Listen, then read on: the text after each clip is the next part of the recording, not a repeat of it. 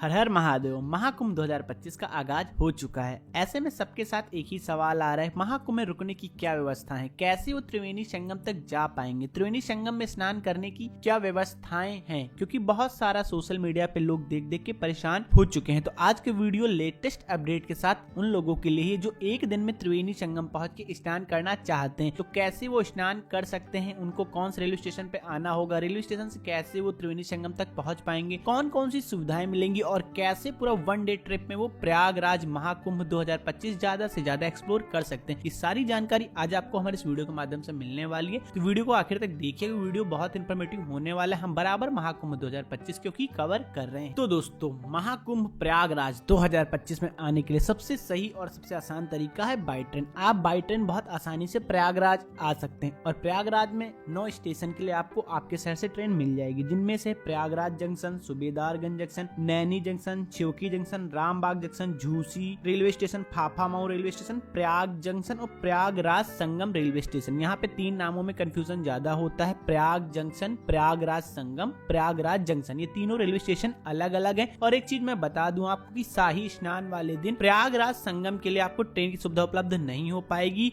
जिस दिन शाही स्नान है या फिर नॉर्मल स्नान है, उसके एक दिन पहले और एक दिन बाद के लिए प्रयागराज संगम रेलवे स्टेशन बंद कर दिया गया है, तो आपको प्रयाग जंक्शन पे ही उतरना पड़ेगा। लगे हाथ आपको स्नान के बारे में जानकारी देते थे। तो महाकुंभ में 2 तरह के स्नान होते हैं, एक नॉर्मल स्नान होता है, एक शाही स्नान होता है। तो जिस दिन शाही स्नान है भाई, उस दिन महाकुंभ में बहुत ज्यादा भीड़ होगी और इस दिन आपको स्नान करने के लिए 2-2.5 घंटे का वेट भी करना पड़ेगा अगर आप त्रिवेणी संगम में स्नान करना चाहते हैं। तो शाही स्नान की डेट है 14 जनवरी मकर संक्रांति वाले दिन शाही स्नान है, 29 जनवरी 2025 मौनी अमावस्या को शाही स्नान, फिर 3 फरवरी 2025 बसंत पंचमी वाले दिन शाही स्नान पड़ेगा। शाही स्नान वो स्नान होते हैं जिस दिन जितने साधु संत अखाड़े वाले होते हैं इसी दिन जाके त्रिवेणी संगम पर स्नान करते हैं, और इसी दिन जितने भी भक्त बाहर से आएंगे, जो लोकल लोग होंगे, वो भी स्नान कर सकते हैं। लेकिन साधु संत को स्नान करने के बाद वो त्रिवेणी संगम पे स्नान कर पाएंगे। इसके अलावा अगर आप शाही स्नान वाले दिन महाकुंभ पहुंचेंगे तो आप त्रिवेणी संगम पे स्नान नहीं करना चाहते हैं, तो पूरे संगम क्षेत्र में आपको जगह जगह घाट बना दिए गए हैं। आप अगर चाहें तो वहां स्नान कर सकते हैं, क्योंकि जिस दिन शाही स्नान होगा भाई, उस दिन त्रिवेणी संगम पे बहुत ज्यादा भीड़, बहुत ज्यादा रस आपको देखने को मिलने वाली। इसके अलावा सामान्य स्नान भी यहाँ पे पड़ते हैं, जो कि 13 जनवरी को पहला स्नान है, 12 फरवरी नॉर्मल स्नान माघी पूर्णिमा को पड़ेगा, फिर 26 फरवरी महाशिवरात्रि वाले दिन आखिरी स्नान पड़ेगा, जिस दिन से महाकुंभ का समापन हो जाएगा। तो बहुत से भक्त पूछ रहे थे स्नान के बारे में, काफी कंफ्यूज है। तो मैं आपको बता दूं, नॉर्मल स्नान पे आपको भीड़ देखने को मिलेगी, लेकिन जो अखाड़े वालों के लिए रोक दिया जाता है शाही स्नान पे, आपको ये चीजें देखने को नहीं मिलेंगी। नॉर्मल स्नान पे आप आराम से त्रिवेणी घाट पहुंचेंगे और बहुत आराम से आप स्नान कर सकते हैं, आपको कोई भी दिक्कत नहीं होगी। सिर्फ जिस दिन साधु संत स्नान करते हैं शाही स्नान वाले दिन, तो उस दिन आपको 2-2.5 घंटे के लिए रोक दिया जाएगा कि जब तक साधु संत स्नान करते हैं उसके बाद आपको स्नान करने दिया जाए। कोई भी स्पेशल प्रोटोकॉल नहीं रखा गया है, ना कोई रजिस्ट्रेशन रखा गया, तो किसी भी प्रकार का प्रोटोकॉल नहीं है। आप आराम से अगर शाही स्नान वाले दिन ही स्नान करना चाहते हैं तो भाई बहुत आराम से स्नान करने पहुंच सकते हैं। लेकिन एक चीज मैं आपको बता दूं, कुंभ में जाना,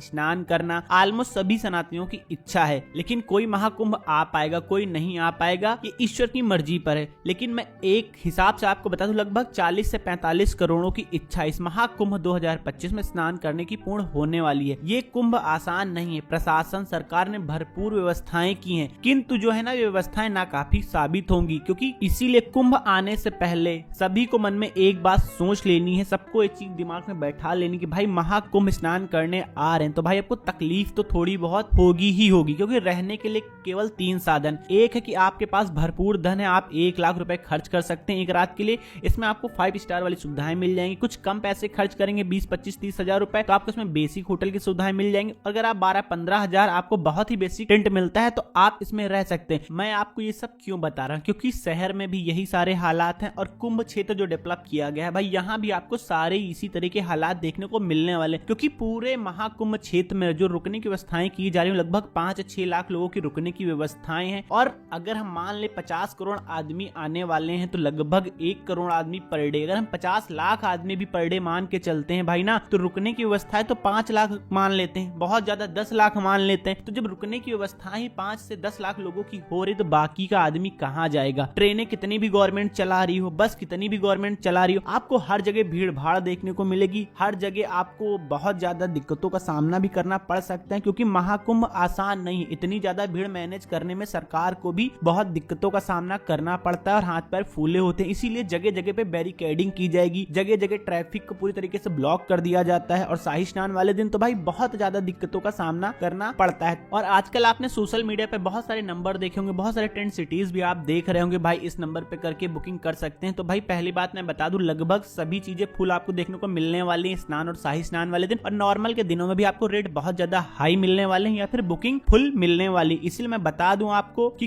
कहीं भी Insta reel, social media, Facebook पर जो आपको दिख रहा है वो आसान नहीं। आप सोच समझ के आए, बहुत अच्छे से जो सोच रहे हैं ना बहुत आराम से कुंभ में स्नान हो जाएगा, तो भाई वो थोड़ा सा दिक्कत का आपको सामना करना पड़ेगा, क्योंकि आप कहीं टूरिस्ट प्लेस पे नहीं आ रहे, एक धार्मिक मेले में आ रहे हैं जहाँ पे करोड़ों श्रद्धालु पहुंचते हैं और सभी लोग चाहते हैं कि वहां पहुंचने के बाद उनके स्नान हो जाएं। इसीलिए मैं सबसे सही तरीका बता रहा हूँ, आपको बाई ट्रेन आना है। सुबह सुबह जिस किसी भी रेलवे स्टेशन के लिए आपको ट्रेन मिलती है, आप उस स्टेशन पे आएंगे सबसे पहले। और फ्रेश होने के लिए मैं आपको सजेशन दे रहा हूँ कि सुबह सुबह आप जिस ट्रेन से आएंगे तो अपनी ट्रेन में ही आप फ्रेश हो लें, ताकि जब आप त्रिवेणी घाट संगम पहुंचे तो वहां पे फ्रेश होने के लिए आपको दिक्कतों का सामना ना करना पड़े, क्योंकि वहां पे वॉशरूम वगैरह बहुत सारे बनाए गए, लेकिन भीड़ की वजह से भाई गंदगी भी देखने को मिल सकती है आपको, और साफ सफाई ना के बराबर ही मिलने वाली है। मैं पहले से इस चीज को बता रहा हूँ, क्योंकि लोग जो है ना भाई वो नहीं साफ सुथरे रहना चाहते हैं। गवर्नमेंट कितनी भी व्यवस्थाएं कर ले, जो लोग आते हैं भाई वो जगह जगह कूड़ा कर देते हैं, वॉशरूम जाएंगे पानी नहीं डालेंगे, फ्रेश होने जाएंगे पानी नहीं डालेंगे। ये सारी चीजें देखने के बाद ना सबसे अच्छा तरीका आप बाई ट्रेन आते हैं, सुबह सुबह ट्रेन में फ्रेश हो लीजिए, और उसके बाद जिस स्टेशन पे आप आएंगे, स्टेशन से बाहर निकलने के बाद सबसे पहले आपको जाना है त्रिवेणी घाट संगम के लिए।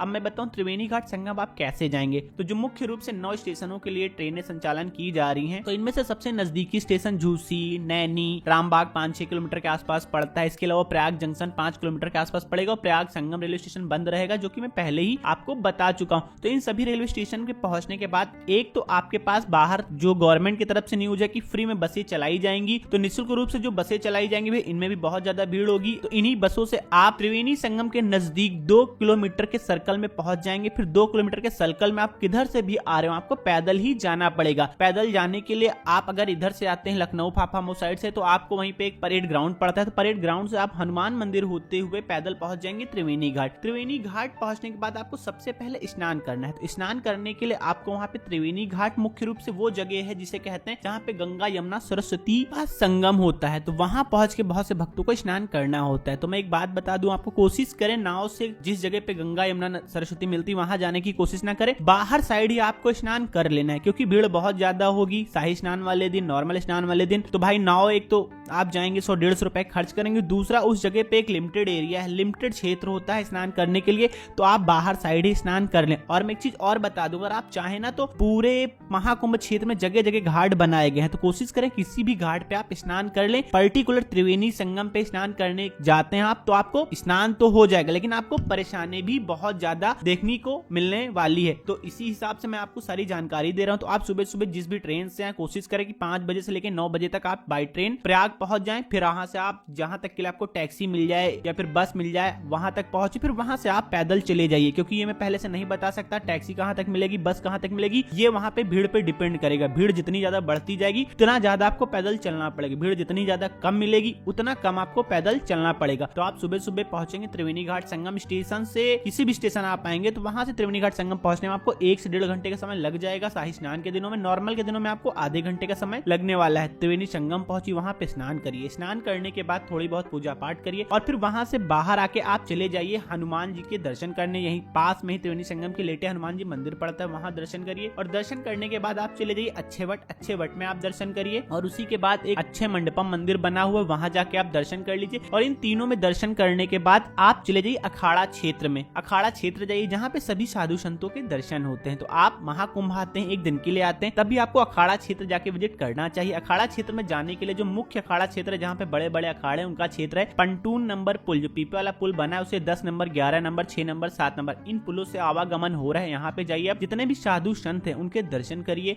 मैं पहले भी वीडियो में बता चुका हूँ, अगर आप प्रयागराज आ रहे हैं तो मंदिर जितने बने हुए आप बाद में आके भी विजिट कर सकते हैं, लेकिन अगर आप एक दिन के लिए आ रहे हैं तो आप इन 3 मंदिर जो मैं बता रहा हूँ उनके दर्शन कर लीजिए, स्नान कर लीजिए, और उसके बाद जो अखाड़ा क्षेत्र विजिट करिए। उसके बाद जितनी भी समय की आपकी ट्रेन हो वापसी में, तो आप वापसी कर लीजिए। और वापसी की ट्रेन अगर आप मान लीजिए रात के 10 बजे की, तो आपको 8 बजे ही अखाड़ा क्षेत्र छोड़ देना है, क्योंकि जाम के वजह से कहाँ पे कब कौन सी कंडीशन उत्पन्न हो जाए भाई, तो आपको 1.5 से 2 घंटे पहले ही स्टेशन के लिए निकल जाना है, क्योंकि भीड़ बहुत ज्यादा होती है। तो इस तरीके से आप अगर चाहें तो 1 डे की ट्रिप प्लान कर सकते हैं, अगर आपका उद्देश्य सिर्फ महाकुंभ 2025 में आके स्नान करने का है। और इसके अलावा अगर आप भाई 2 दिन रुकते हो तो मैं पहले ही बता चुका हूँ रुकने की क्या व्यवस्था है, कैसे आप रुक सकते हैं। भाई रुकने की व्यवस्थाएं हैं, निःशुल्क रूप से भी हैं, अखाड़ों में भी मिल जाएंगी, और जो सरकार की तरफ से बनाया जा रहा है आधार कार्ड लेके 100 रुपए में, 500 रुपए में, या फिर जो ट्रेन बसेरे बनाए जा रहे हैं, इन सब में रुकने की व्यवस्थाएं तो, लेकिन भीड़ की वजह से कितने लोगों को रुकने की व्यवस्थाएं हो पाएंगी भाई ये नहीं पता। और यहाँ पे भी देखना लोकल लोगों का सोर्स सिफारिश चलेगा, तो हर जगह आपको ऐसी चीजें देखने को मिलने वाली है महाकुंभ 2025 में। और मैं आपको सिर्फ जानकारी दे रहा हूँ, हकीकत से रूबरू करा रहा हूँ भाई, मैं किसी को डरा नहीं रहा हूँ। आप महाकुंभ आइए, स्नान करिए,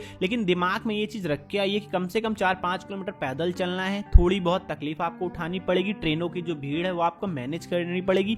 तो इसीलिए मैं सलाह दे रहा हूँ, कोशिश करें शाही स्नान अवॉइड करें, नॉर्मल स्नान पे आप आ सकते हैं, या फिर नॉर्मल के दिनों में आ सकते हैं, या फिर जैसे जैसे महाकुंभ के दिन बढ़ते जाएंगे, मतलब जैसे जैसे जनवरी खत्म होगी फिर फरवरी शुरू होगी, वैसे वैसे महाकुंभ में भीड़ भी कम होती चली जाएगी। तो आप आखिर के दिनों में आके शाही स्नान तो नहीं कर सकते, नॉर्मल स्नान आप कर पाएंगे। तो इस हिसाब से भी आप महाकुंभ 2025 की ट्रिप प्लान कर सकते हैं। Subscribe now and press the bell icon. Never miss an update.